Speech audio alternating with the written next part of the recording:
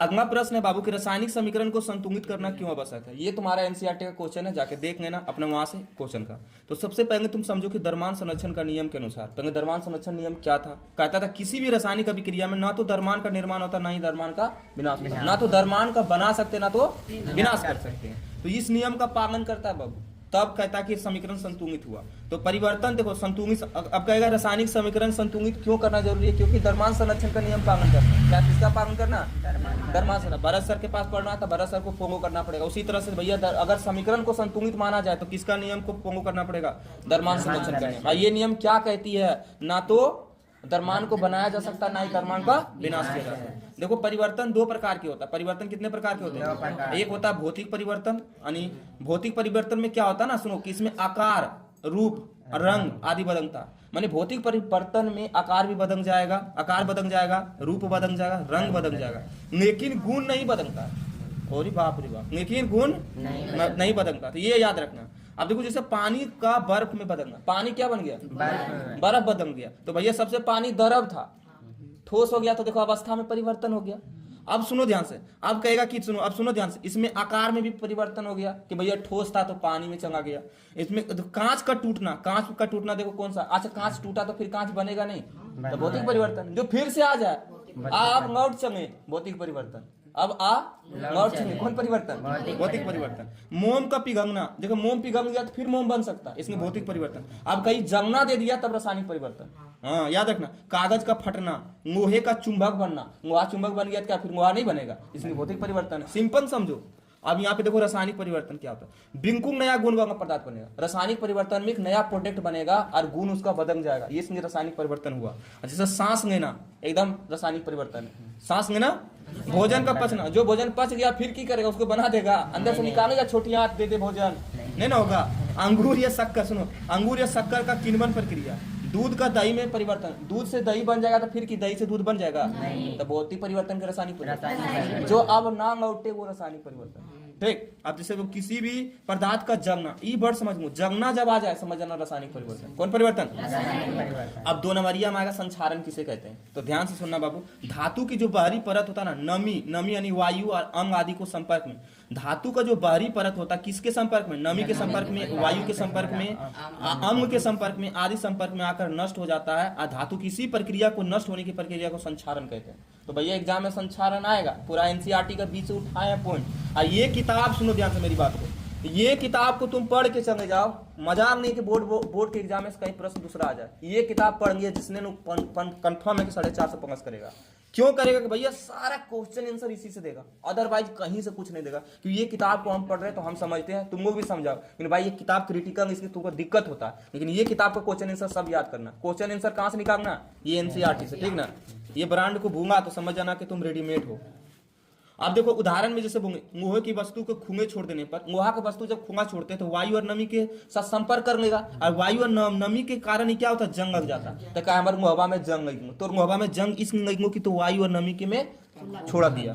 अब देखो यहाँ पर प्रकाश का रासायनिक अभिक्रिया किसे कहते हैं, वैसा अभिक्रिया जो सूर्य के प्रकाश में होती है। अरे प्रकाश के रासायनिक नाम में सुना, प्रकाश में होगा तब ना प्रकाश की अभिक्रिया होगी। तो वहाँ वैसी अभिक्रिया जो सूर्य के प्रकाश में होती है उसे सूर्य का प्रकाश कहते हैं। इसमें सूर्य का प्रकाश का अवशोषण किया जाता है। जैसे तुम देख लो AgBr, सिल्वर ब्रोमाइड, प्रकाश की उपस्थिति में Ag टूट गया, Br अलग हो गया, तो समझ गया यह अभिक्रिया कैसे अभिक्रिया हो, प्रकाश का रासायनिक अभिक्रिया, ठीक ना। आप देखो थोड़ा सा, विकृत गंधिता किसे कहते हैं, नाम कॉम्प्लिकेटेड है बट एग्जाम में आएगा। तेलीय या वसा युक्त पदार्थ, कोई सा पदार्थ जिसमें तेल का मात्रा हो या तो वसा का मात्रा हो, लंबे समय तक अगर खुंगा छोड़ देने पर वायु के ऑक्सीजन से ऑक्सीकृत हो जाता है। भैया जो सामान तुम्हारा तेल बना, पनीर बनाया, अरे बाप रे, मछली बनाया, ठीक है, तो उसमें जो तेल वसा युक्त है खाद्य पदार्थ, वो किससे साथ अभिक्रिया करेंगे, वायु के ऑक्सीजन से अभिक्रिया करेगा, और जिसके कारण उसका स्वाद और गंध बदल जाएगा, स्वाद भी बदल जाएगा, गंध भी बदल जाएगा। तो जैसे कि घर में खाना खराब हो जाता है, तुम रात में खाना बनाया, सुबह खाया, तो सुबह का स्वाद है, रात का स्वाद फर्क नहीं पड़ेगा। रात में तुम खुंगा छोड़ दिया, अरे बाप रे, ऑक्सीजन से अभिक्रिया करेंगे, दनादन ले रहा, तुम उधर नींद मार रहा, इधर तुम्हारा खाना क्या हो रहा, मजा ले रहा, सुगंध ले रहा, तो वो सुगंध खराब हो जाएगा, तो क्या वो खाना खराब हो जाएगा। तो मतलब समझो खाना खराब इसलिए हो जाता है क्योंकि वायु के संपर्क में ऑक्सीजन से अभिक्रिया करती है, ठीक। अब अच्छा ठीक है भैया, इसको रोके कैसे, एग्जाम्पल बताइए कि रोके कैसे। देखो नाइट्रोजन गैस से भरे डब्बे में बंद करें। देखो तुम अभी चिप्स बना कुरकुरे खाता होगा, तो उसमें जो फुचकुआ फोड़ता है ना, उसमें खंगी गैसवा भरा रहता है। वो कौन सा गैस रहता है? और नाइट्रोजन गैस इसलिए भरा रहता है कि वो अशुद्ध ना हो जाए, वो क्या ना हो, अशुद्ध ना हो। और दूसरा रेफ्रिजरेटर में भोजन रख दो, रेफ्रिजरेटर है तुम्हारे घर में, फ्रिज, तो उसमें रख दो। अब प्रकाश से दूर भोजन को संग्रहित करो, ये नहीं कि प्रकाश की उपस्थिति में रखो तो खराब हो जाएगा। आप भोजन में एंटीऑक्सीडेंट मिला दो, ये भैया केमिकल चीज है, वो क्या करता दवा है, एंटीऑक्सीडेंट मिलाकर खाना को शुद्ध रखा जा सकता है। तुम देखता मछली आया 7 दिन पहले, बर्फ में रख दिया, फ्रिज में रख दिया, खाना है भैया दिल्ली से आया खाना, अरे बाप रे बाप, दिल्ली से आने में तो टाइम भी लगेगा ना, तो वो खाना खराब नहीं होता क्योंकि उसे रेफ्रिजरेटर वगैरह में रखा जाता है। तो ये हो सकता है। अब एक क्वेश्चन बहुत ज्यादा आया, देखो ये तो क्वेश्चन 2013 में आया था, और ये क्वेश्चन 2012 भरत भैया के एग्जाम में आया था। 2012 का क्वेश्चन हमको याद है।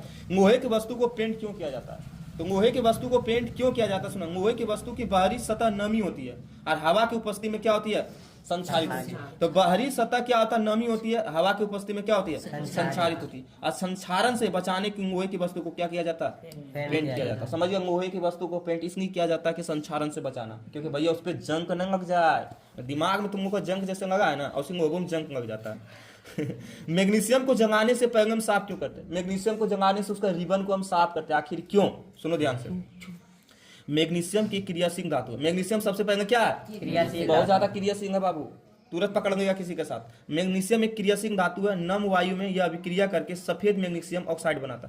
जैसे मैग्नीशियम वायु के संपर्क में अभिक्रिया करता, तो ये कौन मैग्नीशियम बनाता? मैग्नीशियम ऑक्साइड बनता। हम बोलते थे ना, धातु जब ऑक्सीजन से अभिक्रिया करेगा तो ऑक्साइड बनेगा, तो मैग्नीशियम जब ऑक्सीजन से अभिक्रिया गया तो मैग्नीशियम ऑक्साइड बनता। और कैसा? सफेद, जो कि इसकी ऊपरी सतह पर जमा हो जाती है। और इस स्थिति में मैग्नीशियम का वायु संपर्क टूट जाता है। वायु से संपर्क किसका टूट गया? मैग्नीशियम का। और यह नहीं जलता, इसलिए इसे जलाने से पहले क्या साफ किया।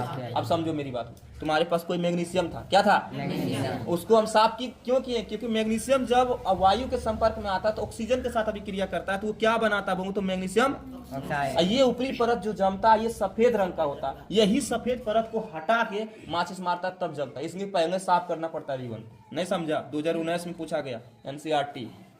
लोहे की कील को कॉपर सल्फेट के विलयन में डुबाया जाता है, तो विलयन का रंग क्यों बदलता है? पेज नंबर 15 में एनसीईआरटी का क्वेश्चन है, फर्स्ट चैप्टर। देखो ध्यान, लोहा को कील को कॉपर सल्फेट में डाल रहे, किस में डाल रहे? तो रंग ये बदल जाता है इसका, आखिर क्यों? तो लोहा को कॉपर से अधिक क्रियाशीलता, लोहा कॉपर से क्या अधिक क्रियाशील, यानी कॉपर से ज्यादा लोहा अधिक क्रियाशीलता होती है। इसलिए जब कॉपर सल्फेट के विलयन में लोहा को कील डालते हैं तो यह कॉपर सल्फेट के विलयन से ऊपर कॉपर को विस्थापित कर देता है और ये फेरस सल्फेट बनाता है। ओ भैया, अब फेरस सल्फेट बनने के कारण विलयन पे रंग चढ़ जाता है। अब ध्यान से समझिएगा ये रिएक्शन को। यहाँ पे ये आयरन है, यहाँ पे क्या? Copper sulphate. कॉपर सल्फेट क्या? विलयन है। ये आयरन लोहा, लोहा क्या किया?